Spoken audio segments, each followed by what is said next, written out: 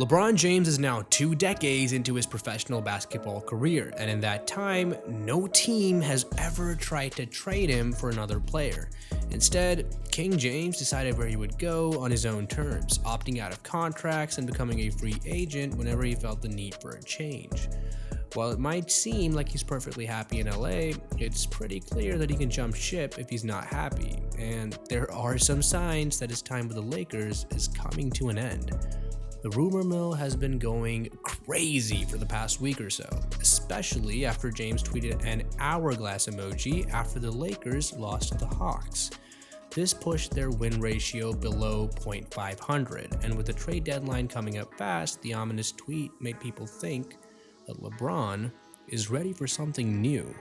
After all, he's undoubtedly one of the greatest players of all time.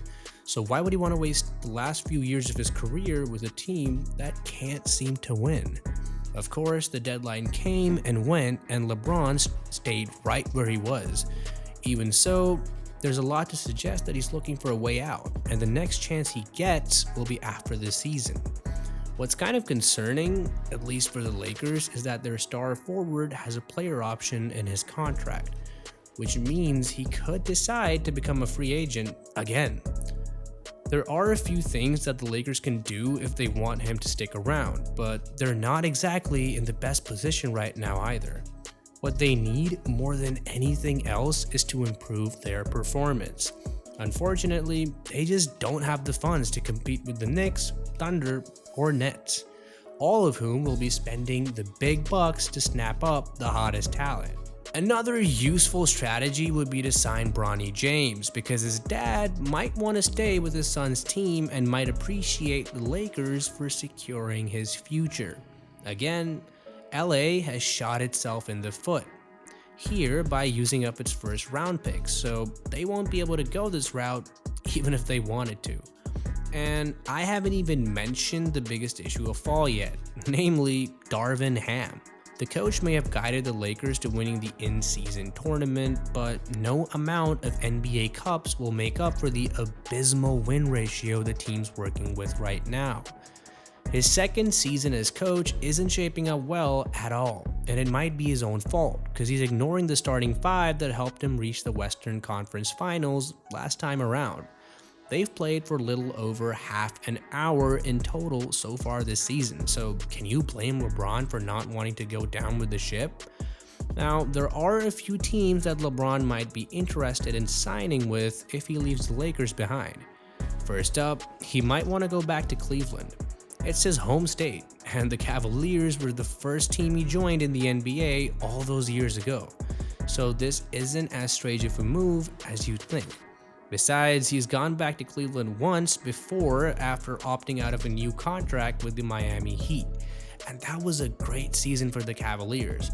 LeBron's return resulted in them winning their first NBA title in over half a century, and there's a certain nostalgic sweetness to the thought of him going back home for another few seasons before he retires. If Dan Gilbert wants to make it happen, the best option is to have LeBron sign a 5-year contract.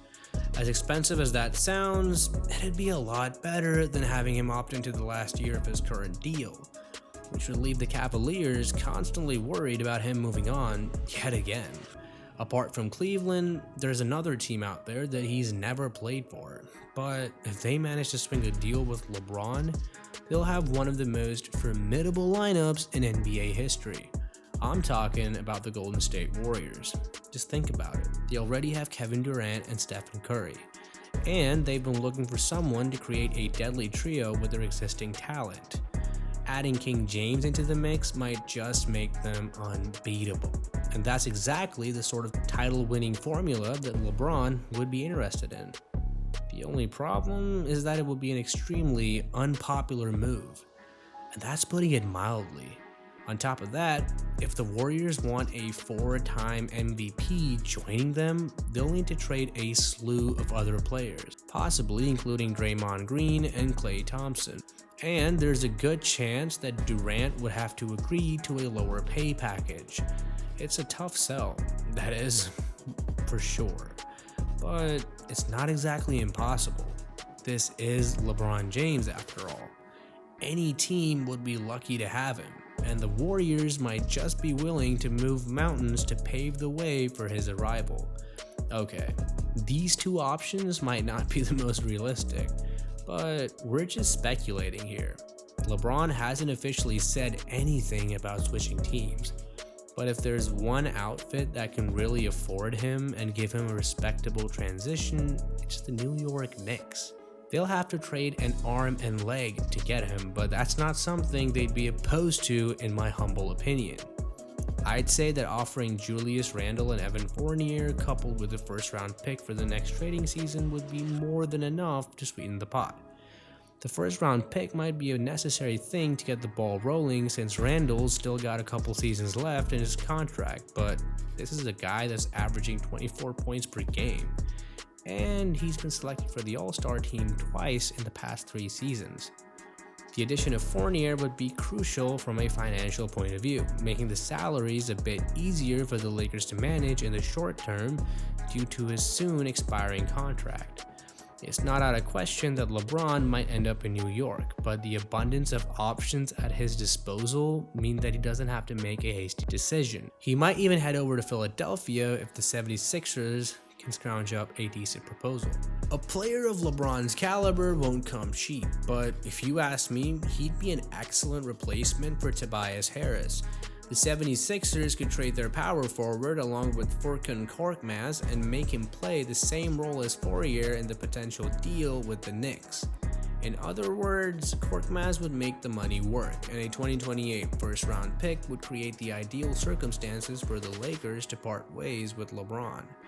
Whatever the case may be, he's turning 40 in December 2024, and that'll make him just the 32nd player to be in the NBA after that milestone.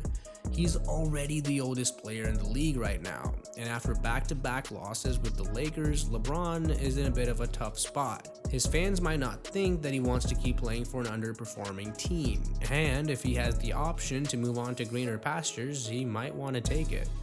But what does LeBron himself think? Well, according to an inside source at the NBA, King James intends to stick with the purple and gold until he leaves the court for good. The highly favorable contract he signs means that he has all the power. He could choose to retire when the contract is up, especially if he doesn't like any of the other offers he's getting from other teams. It really seems like we're witnessing the end of an era, and there's not a lot of time left for LeBron and the Lakers to make a decision about where things go from here. But what are your thoughts on these rumors? Did the hourglass emoji mean anything, or was LeBron just being his cryptic self?